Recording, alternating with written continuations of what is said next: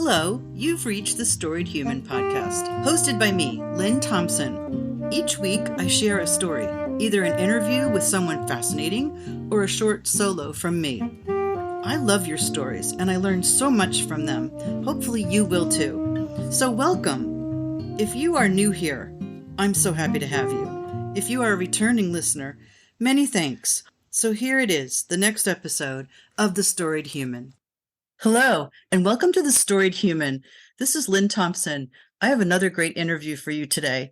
Today, my guest is Amanda Dubois. She's the founder and managing partner of DuBois Levias Law Group. It's a woman-owned boutique family law firm on Lake Union in Seattle. Prior to becoming a lawyer, Amanda was a high-risk labor and delivery nurse at University of Washington Medical Center. She's also the author of the Camille Delaney mystery series. The Complication was published in spring 2022, and Deliver Them from Evil was published in March 2023. She won awards for her books and is currently working on the third one. Amanda is also the founder of Civil Survival Project, an organization that teaches advocacy skills to formerly incarcerated individuals. Civil Survival Project's mission is to educate, motivate, and liberate people who have been directly impacted by the criminal legal system. Civil Survival also provides civil legal aid to individuals struggling with the consequences of incarceration and helping them with re-entry. For the past several years, Amanda has mentored Tara Simmons, who is a formerly incarcerated lawyer and the executive director of Civil Survival Project. Amanda recently founded the Full Circle Scholarship at her alma mater, Seattle University School of Law. The scholarship helps fund tuition for students who have been directly impacted by the criminal legal system. Amanda was recently awarded the Sally P. Savage Leadership in Philanthropy Award from the Washington State Bar Association and the Washington State Bar Foundation. Amanda is the vice president of the Board of Purpose Dignity Action in Seattle, which advocates for criminal legal system reform and develops alternatives that shift from a punishment paradigm to a system that supports individual and community health. She's also a board member of Freedom Education Project Puget Sound, which provides post-secondary education to women inside Washington Correction Center for Women. She is the past president of the Women's Funding Alliance and has served on a number of community boards and is currently a member of the Seattle chapter of the Women's Presidents Association. I think you've been busy. I'm very honored to get to talk to you. How do you find time to do all these things? It's very, very cool that you are so involved with so many wonderful, worthwhile projects. And welcome, Amanda. Thank you for having me. It's so fun to be here. It is fun. Can you get me started? Like, you first became a high-risk labor and delivery nurse. That was your first career. Well, and before that, back in the day when I was in nursing school, which was a really long time ago, and labor and delivery was a place that wasn't super friendly. I don't know, I'm sure people in my generation can remember it was kind of cold and sterile and icky. And so I was involved in actually creating the first alternative birth center, which is where we were delivering babies outside of the hospital in Western Washington back a million years ago. So I did that for a while because it was like you wanted a comfy place to have a baby. And then the hospital saw what we were doing out on the outside and they're like, wait a minute, we could be a little more friendly inside. So, and then I went from there to University Hospital to do high risk labor and delivery. And then I made the jump to law school. That's an unusual jump. How did you decide that, or what occurred to you to make that? I mean, it's a lot of schooling on top of what you already did to be a nurse. Well, when I was a nurse, I thought I might want to go to medical school. So I went back to school and took all those crazy hard science classes like organic chemistry and biochemistry and histology, and the list is endless. But I didn't really like it. So I was trying to figure out what to do next. And I thought, well, maybe I'll be a midwife. Maybe I'll get an MBA. I was all over the board. So this is a true story. I went to the university bookstore, University of Washington, and I was going to go buy the book to get to, the GRE book, which is to go to graduate school, and the GMAT book, which was to go to business school. And right next to that was the LSAT book, which is for law school. And so I bought all three books and I went home and I sat on my deck and I had a beer, and the GMAT book was super math oriented, and I was like, oh, this is not good. So then I got another beer and I got the law school study book, and I did better at that than I did at the other books. So by the time my husband came from work, I said, I'm going to go to law school. And he goes, what are you talking about? And I said, well, I've got these 3 books here, and I'm not good at these 2, and I'm really good at this one. So it must mean I'd make a good lawyer. And that was the beginning of my complete career. It was just a fluke, total fluke. That's a crazy way to choose, but it kind of makes sense because you exposed yourself to what was expected. And you said, I don't want to do this. I don't want to do this. It gave me a really unique perspective on law school, because so many of the people, then I went to law school, and I was sort of second career person when that wasn't quite as popular. A lot of the stuff in law school didn't make a lot of sense to me. And because I hadn't come up from the poli-sci and the history and all the pre-law and all that stuff, I was coming in from such a different perspective. I was like, well, so I felt like a stranger in a strange land. And I think it made me a better lawyer because it made me question things. Yeah, that makes sense. It would, wouldn't it? Yeah, because you're not already indoctrinated in that sort of series of courses that everybody else had. Exactly. That to me is so cool. So went through law school, and where did you start? What was your first job out of law school?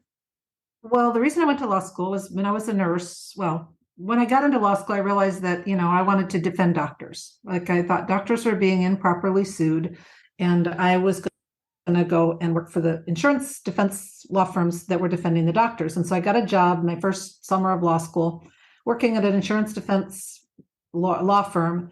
And lo and behold, some of the doctors weren't so good like the ones I was working at the University of Washington. And I was horrified. And I'm like, oh my God. And I would go to my boss and I would say, you got to settle this case. This is horrible. Look what they did to her. And he would say, well, we can't settle it now because we have to litigate it and make a bunch of money. And it's not time to settle it until we can charge a bunch of fees for all this. Anyway, it was crazy. So then I decided I can't do this. So I decided to become a plaintiff's lawyer, which is where you're suing doctors. Well, my husband's an OBGYN, and that didn't go over super good with him because I started suing OBGYNs because I was labor and delivery nurse. And so we spent several years in this sort of funny no man's land where I was suing all the doctors in town, and he was trying to downplay it when he would go to the doctor dinner parties and stuff. And it was a whole funny thing. But I did that for, I don't know, maybe 5 years or so. And then I didn't like working against insurance companies, which is what my first 2 books are about, honestly. Oh, cool. Yeah. Because I just felt like I just didn't like it. So because I wasn't a person on the other side. It's just you're representing an injured person, and the other side is a institutional corporation who doesn't really care about the person. So I stumbled into family law, which is where I've spent the last 25 years because there's people on the other side, and I like that much better. So, but the first 2 books I wrote are about the inequities in the civil justice system around issues around malpractice and what happens when people are injured and how we value their lives. So you really learned about it and then wrote about it, but in a fictional setting so that people can, I notice, whenever we read fiction, we just are open to it in a different way and we learn from it. I think that's cool that you made it fictional. Right. So when I was in the middle of that, honestly, I wrote my first 2 books 20 years ago. When I was in the thick of 25 years ago, when I was in the thick of being a trial lawyer, and the thing that was really on my mind then was how we value human lives in our civil justice system, because I had been a nurse. And when you're a nurse or you're in the medical world, whoever comes into your hospital, you treat them just like anybody else, like rich, poor, old, young, everybody has value. And then I land over here in the legal system, and that's not that way at all. It's like you have value if you make a lot of money, and you have value if you are a young wage earner. But if you're an older person in our legal system and you get hurt or injured or die, you're considered to have way less value than a young wage earner. And if you're a child or a baby, you don't have any value because you don't have any wage loss. So that made me crazy. And so and I thought, I want to write about this. And I thought, well, nobody really wants to read, like, what am I going to write, an article in like Newsweek or something? It'd be stupid. So I decided to write fictional books about that very issue. So in the first book, it's an older guy who dies. And in the second book, it's a baby who dies. And the books it's a mystery and it's an exciting story. But at the end of the day, the whole question that you should be left with, hopefully, is how do we value lives in our justice system? And is that right? Yeah. So you do have that sense of injustice. You have that antenna That's what I love about reading your bio. There's this feeling that no matter what, that's what gets you going. That's what you recognize, and that's what you talk about, work on. Now, where does that come from? That's what I'm wondering. Well, I think it came from, like I said, I hadn't thought too much about this, but I know when I was a nurse, it was just, there was no question. You just valued people. People were equal. And like I said, if anybody comes into your hospital, we've dealt with all kinds of different people women having babies, young, old, welfare, not welfare, rich, and it didn't matter. They got the same Cadillac treatment no matter who they were.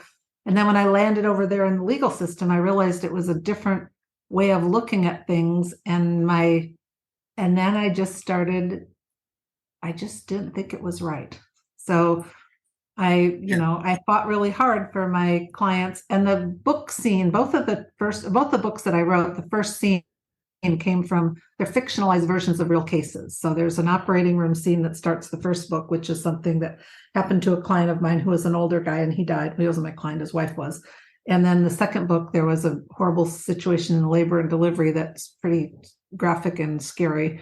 And that baby ended up passing away. So when I was a younger lawyer, sort of in that world of trial lawyers, it just didn't sit right with me that people were treated differently depending on who they were. So that kind of then propelled me forward. And then it was just like it was like radar out there looking for where were the injustices. So it set you on your path. It feels like your true path. But I love that comparison, because you're right. You can be anyone from anywhere. You go into a hospital, you're treated equally and fairly. And, there's no judgment.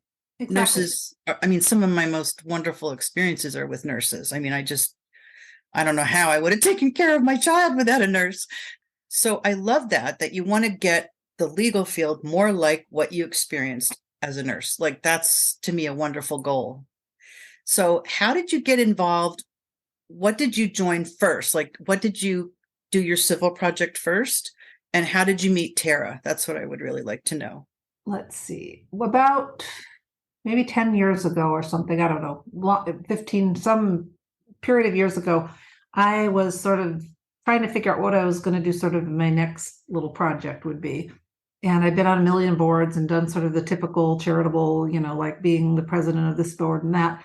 And then I thought, well, but by this time I'd been a lawyer for a long time, and I was noticing that people would come into my office and they would have made some really bad mistakes that put them in a bad legal position. And so I decided I was going to write a series of books to teach people about their legal rights and responsibilities. So I went deep into writing these. It was actually, I wrote it as a high school curriculum. And I wrote it at a time, I wrote it as an online curriculum, and then I tried to sell it, and no one had ever heard of an online curriculum. They're like, what are you talking about? You were ahead of your time. Way ahead. And so I just kind of threw up my hands because I didn't know how to sell something to high schools, because I was competing with textbooks, and it was a whole big, thing. So I kind of put it to the side, but then it kind of resurfaced again. And I thought, well, I'll just turn this complicated high school legal curriculum that was online into books. I did it the backwards way that everybody else did it. So I made them into books for people that were more of a low literacy, more simplistic. And one thing led to another, and through life circumstances, I ended up teaching these books to this group of men, mostly men, who had recently come out of prison. And they were super involved, and we were learning about how to run an apartment, and we were learning about how to be a good employee and all the legal things around, leases and employment law, and they're paying attention and stuff, and we're, building a relationship. And finally, when this guy's raised his hand, he goes, this is so helpful, and we're so grateful that you're helping us with this, but there's only one problem. And I said, well, what's that? And he goes, we can't get a job and we can't get a place to live because we're all felons. Oh my gosh. And I said, what are you talking about? Because I'm like a privileged white lady. I've never had any kind of, interaction with the criminal legal system other than very peripherally, maybe with a client. They then started to pour their heart out to me and tell me about what it was like to come out of prison. And I had, I had this big black guy sitting in my office who was just crying. He said, the scariest night of my life was my first night out of prison after being in there for 15 years, because I didn't know where to go and I didn't know what to do and I didn't have anybody to help me. And they just started telling me these really sad, and I just wanted to get an apartment and I wanted to reunite with my child and I wanted to be get a little job. Like, I don't really want much. I just want to move on with my life. And I started learning from them about all of the laws and policies that we have in our system that make it impossible for people coming out of prison. It must And be overwhelming. I can't even imagine. It's stunning. It is Yes. stunning. So I was blown away. So I thought, well, this is messed up. So, and I'd spent a lot of time, I was on the board of governors of our state trial lawyers association. So I'd had a fair amount of experience in legislative steering committees and that kind of stuff. And I thought, well, the problem is that nobody is there to lobby for these people because, there's a lobby for Boeing and there's a lobby for Starbucks and there's a lobby for the trial lawyers, but nobody lobbies for people that have been coming out of prison. So I took it upon myself to put together a program for my new friends to teach them how to work with legislators and policymakers. And I did that by creating a workshop. And our first workshop was in, I want to say 2016 or 2017 or something. And we had 75 formerly incarcerated people. And I hired a guy who was a workshop facilitator for a local union that I knew, and he was a really good facilitator. And we put together a workshop and we talked about the power of organizing. We talked about like women's suffrage and civil rights and marriage equality and all the times when groups of people got together to organize. We talked about the importance of telling a story. We talked about how a bill becomes a law. We talked about the legislative process. And then we had the participants get into small groups and share their stories about what they would want to see differently from a policy perspective. And then we invited in some legislators and people that were in the policy world to come in the afternoon and to listen to the stories. It like exploded in a way that I can't even tell you.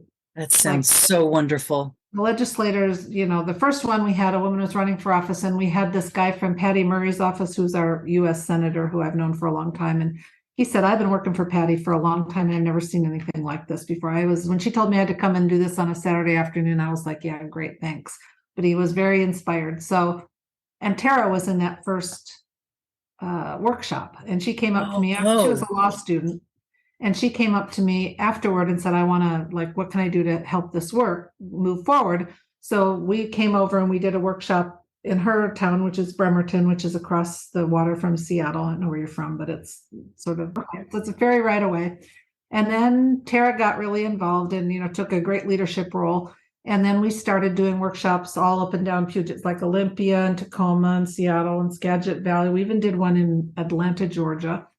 And they were very, very well received. And now we started to build this community of people that had been in prison. And my hypothesis was that people who have been in prison don't have access to their legislators. But if we could build relationships between the legislators and the people in prison, then they would, they would care about them and they would, want to help them. And it turned out to be really, really true. So before I know it, we got the mayor of Bremerton over there. We've got Senator Rolfes, who's a senator over on Tara's side. We've got the prosecutor. They're coming to our workshops. They're crying. They can't believe, all the trauma that these people have gone through coming out of prison. They're now calling my new friends and asking them for advice on how to change policies. They tried to hire one of my people to be a policy director in a local county position. I can't remember. One thing led to another. And as this is all unfolding, it became really obvious to me that this was not my work to do. I don't belong running an organization to empower formerly incarcerated people. That has to be done by the people who've been coming out of prison. So I then put all of my attention to mentoring Tara and a bunch of other people that were coming out of prison to be able to take over the organization. And the whole thing was, the funny thing is not funny thing. When this is all sort of rolling out, I'm a privileged white woman, right? And so we volunteer.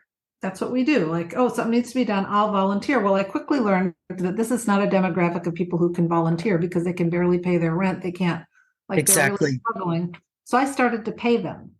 So pretty soon I'm paying full-time salaries to Tara and, a couple of other people that are working full-time on this now and part-time, and it's getting more and more and more.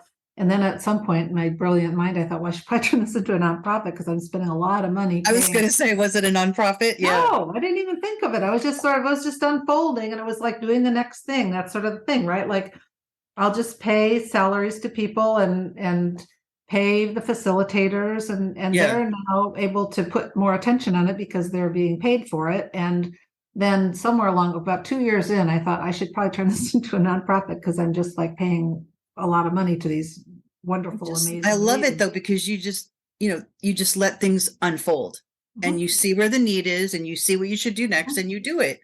And I just love that you figured that out. And as you were talking, you know what this reminds me a little bit of is the stories I've read about children coming out of the foster care system. And there's no provision for how they'll transition or what they'll do. They're just, well, where they end up? They end up with my friends. I'm afraid there's a connection there. Yeah. And I haven't read a lot about this, but I have read that when you get out of prison, they go, here's some money, see ya. It's like, I mean, who could make a life out of that? It's just, and like they said, they can't get hired. I mean, the basics. So it's just so wonderful that you connected those two groups of people, the people that can actually do something about it and the people that have the stories. Yeah. And the people that could do something about it started to do things about it. And pretty soon, before you know it, Tara's the executive director of Civil Survival. I'm sort of the cheerleader. She's now, gathered together other people who have been in prison who are now our very dear friends. And they're down in our local, Olympia, our state capital. And they changed, I don't know, like 6 or 8 laws the first year or two out. And like they just started pounding through changing laws and changing hearts and getting people to listen and believe in redemption. Then Tara ran for office. I didn't put that in the bio, but Tara's now a state legislator. No way. That's so beautiful. What a great story. Incarcerated state legislator in our state. Now she's running this brilliant, and they have this huge budget now. They're getting all this money from the state for civil legal aid. She's got Ivy League lawyers on her team that are helping, work on helping people get their records vacated, and they're changing the way that people are. So I think honestly, and then there's this thing that happens when you come out of prison or you go into prison. It's in our state, it's called LFO, legal financial obligation, which I knew nothing about, of course. But it turns out when people get sentenced to prison, the judge sort of has this sort of arbitrary way they can say, here, you just have this fine, like you got a $2,500 fine. Well, you sit in prison and it accrues interest at something like 12% or something insane. So I have friends that went into prison with like a $3,000 fine and they got out 15 years later and it's like $25,000. That's but awful. In order to stay out of prison, they have to be making payments on these fines. And anyway, it's this whole big crazy thing. So Tara got this brilliant idea to have she has these things called LFO days where she'll go into a county and work with the prosecutor and the judge. And the first time we did it was over in Kitsap County, which is outside of Seattle. They just word of mouth. If you have LFOs, come to court on, next Tuesday, and we're going to have judges there prepared to waive your LFOs because we're doing this mass motions for everybody. Something like 900 people showed up. It was down all the way down the street, people waiting, and they waived something like $2 or $3 million worth of LFOs. So imagine you're a person and you have $20,000 fine and it sticks with you, right? They garnish your wages and they don't, they just keep following you. And you go in and one day a judge just waves a magic wand and says, you no longer have that debt. I mean, it was life-changing for people. So what I think is so cool is the ripple effect. Like long time ago, I had this idea and then Tara took it on and then all the people went after Tara and then the lawyers are doing it and then the judges are doing it. And now it's a statewide movement. And I think they just passed a law this past legislation season where they're not even having LFOs anymore. So it's just been. This is great. Cool. Most of us haven't heard of LFOs and it's so unfair. It reminds me of student loans, quite frankly. Some of the student loan things that happen. Well, except for the people, if they don't make their LFO payments, they can go back to prison. That's horrible. And the fact that they would let someone incarcerated sit there and have interest packing. I mean, I just can't even imagine. So it's a great cause it's so cool that you were able to be part of that and that they got rid of them. Now, have other states noticed what you're doing? Well, Tara's kind of a national figure. So when she graduated from law school, she graduated with top honors, and she got this thing called a Skadden Fellowship, which is a fellowship given by a New York law firm to very few people. They've never given one to anybody in Washington State. They've never given anyone to our law school. She went to my law school. And they've never given one to a formerly incarcerated person. And they gave her this fellowship that we used for her to launch Civil Survival, that paid part of her salary. But anyway, she was this she won Student of the Year. She's magna cum laude, blah, blah, blah. So in order to sit for the bar exam, you have to go through this thing called the Bar Association Character and Fitness Committee. Well, which means that you have to show that you have a good character to become a lawyer. Well, she went through the Character and Fitness Committee, and they decided no, she did not. My gosh. So everybody, we freaked out. She freaked out. And the only way to appeal that is to go up to the state Supreme Court. So she did. And we have a friend whose name is Sean Hopwood, who you should look up sometime. He's a formerly incarcerated guy, and he's now a professor of law at Georgetown University. He's a good friend of ours, and he agreed to come out and argue Tara's case. And so we all went down to Olympia to the state Supreme Court, and Sean came in and argues Tara's case. And usually when there's a Supreme Court case, like they give you a ruling in 3 months or something. Well, they called that afternoon and said, go start studying. You're taking the bar exam, but we're going to take time to write the opinion. So the opinion came out, and it got picked up all over the country. And pretty soon Tara was all over the place. So it's a long answer.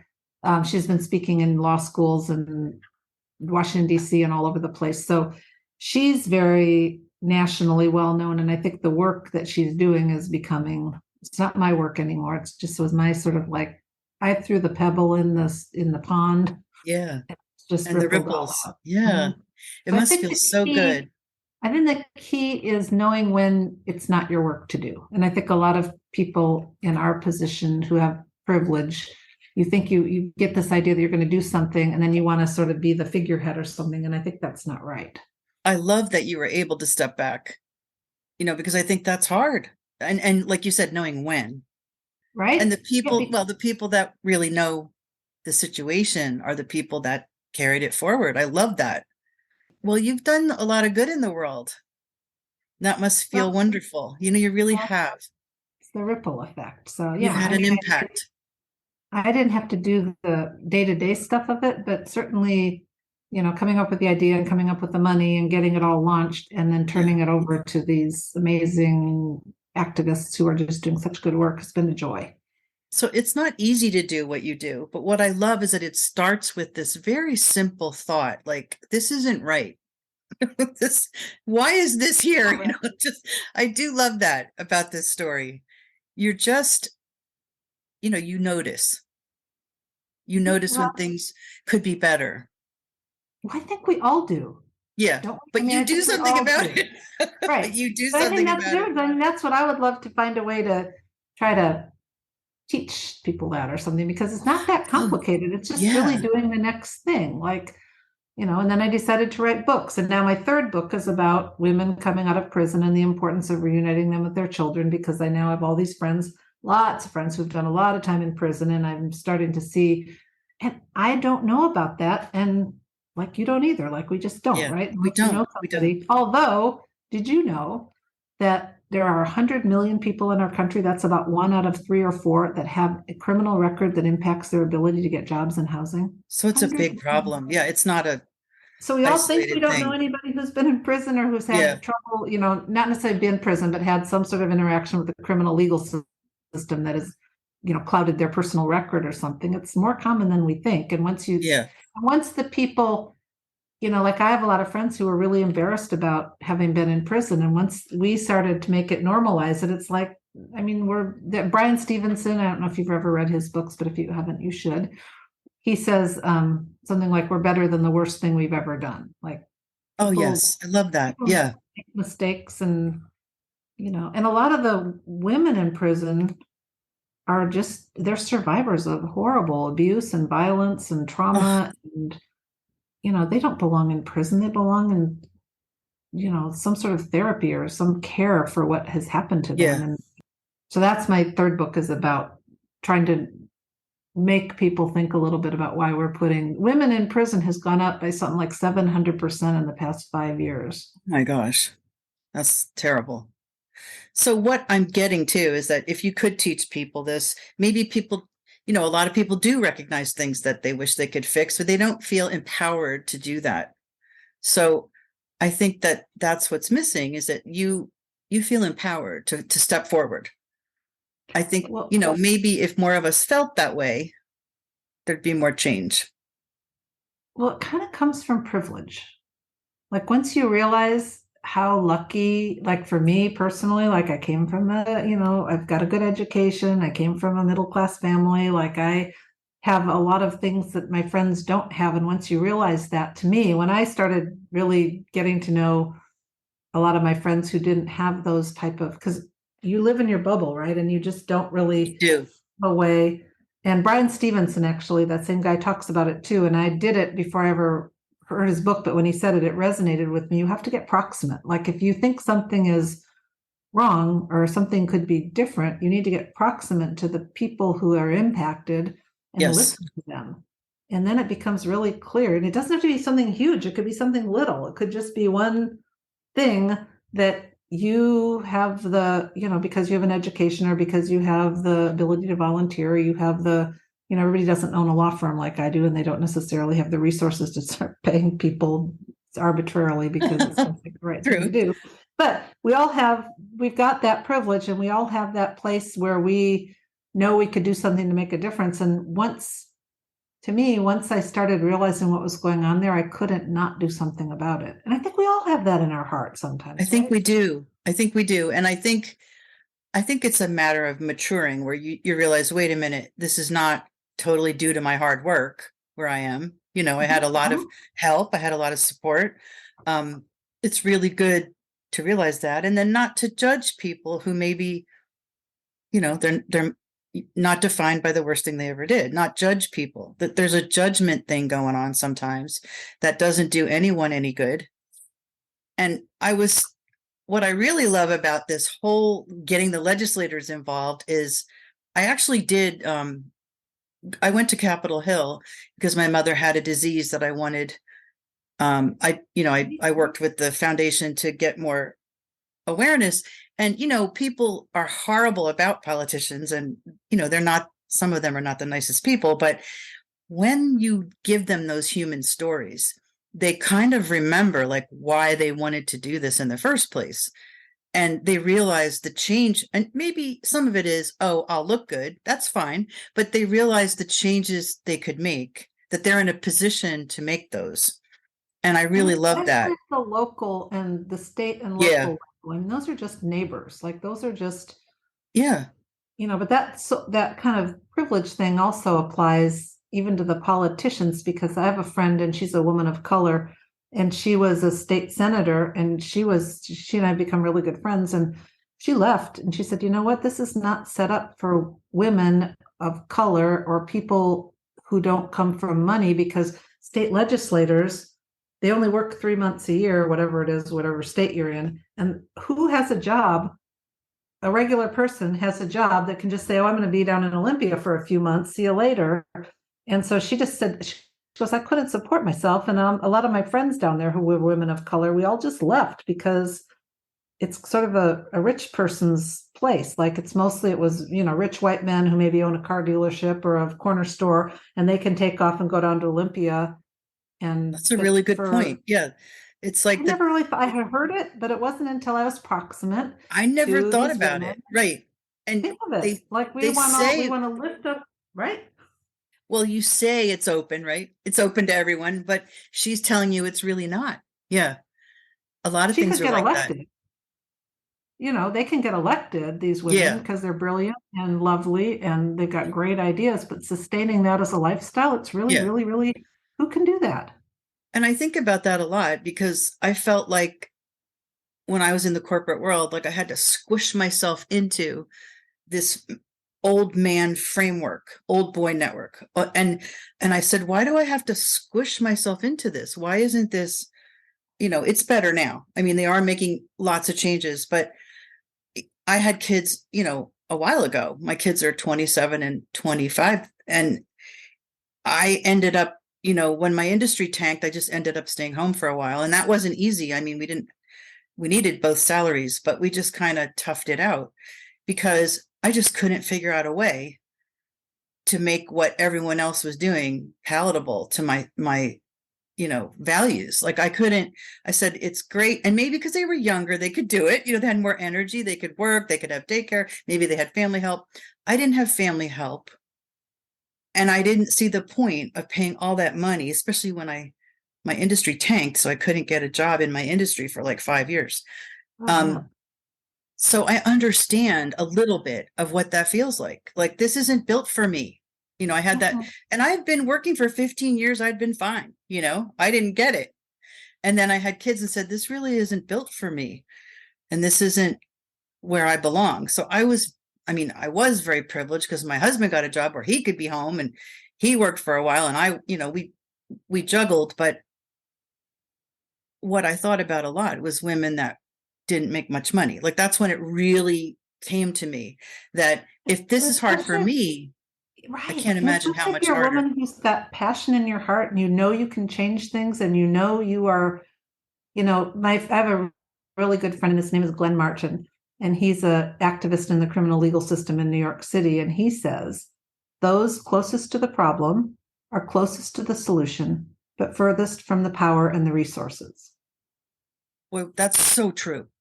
And that's exactly right? It. So you have these young, enthusiastic women who have great ideas. They're very close to the problem. They know what needs to be done. They've got all the passion in the world.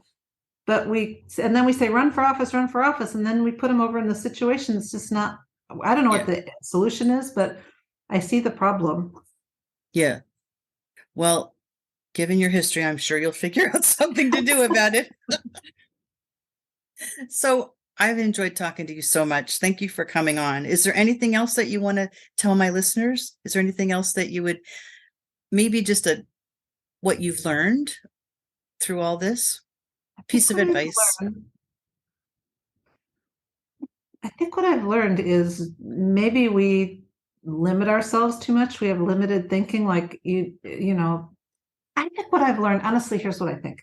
I think we have phases in our life. And I think when we're younger, we're building a career, we're getting educated and stuff. And then we have a family, and then we're in this generative place. And for me personally, once my kids grew up and I became already as a good lawyer, you get, like, I think maybe we're a little too hard on ourselves that we think we should do everything starting back in our 20s or 30s, but it's a gradual process. And all along the way, we're learning and paying attention and gathering ideas. And what I think about this a lot, actually. I think when I'm at a point in my life where I had a lot of ideas and I planted a lot of seeds, right? As I was going along, like, I think I should do this, and I think this would be a good idea. And now I look back, I turn around, and it's like I have a forest of oak trees behind, because all of those, and they're all intertangled, right? So I think maybe I would say be gentle with yourself. If you think you want to change something or you're not doing enough, you probably are, because it's a generative process, and it builds over time. And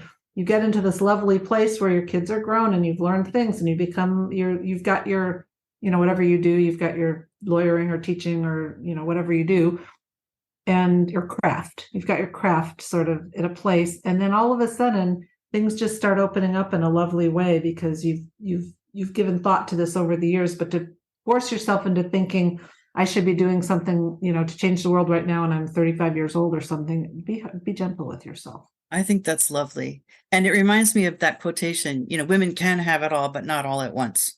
Exactly. It unfolds. There's phases. And I do like the idea that you can plant seeds. Even if you don't know how to solve a problem, you can plant a seed and it will grow. So I think that's great. I know people will see, the thing is, you never know who needs to hear this. That's what I love about having a podcast. Somebody will hear this and go, yeah, you'll resonate. I would say get proximate, like go right in there and learn. Be there and get to know the people and build relationships with the people that you think you might be able to learn from and make an impact with. And there's a lot of naysayers out there. I just wouldn't listen. Like, there somebody are. People told me, you're not smart. You know what? Here's what I would tell you. When I was leaving my law firm, I was a trial lawyer in this law firm, and I was going off on my own, and I was maybe about 35 or 40, I don't remember. But anyway, my law partners who didn't like me because I was sort of becoming more out there, they wrote in the mediation letter when we were having an argument about money that I was a dilettante doctor's wife dabbling at the law. Ouch. Right. That's And I've not gone from fair. there to Yeah. build a really very, very successful family law firm that's really well known. I mean, sort of like sometimes you take those things that people poke at you to try to hurt your feelings Yeah. and use them to motivate you to like, oh yeah. Yeah, take that. So be gentle with yourself. If people criticize you or tell you can't do Yeah. something, they don't know. I'm so glad you shared with us. Thank you so much.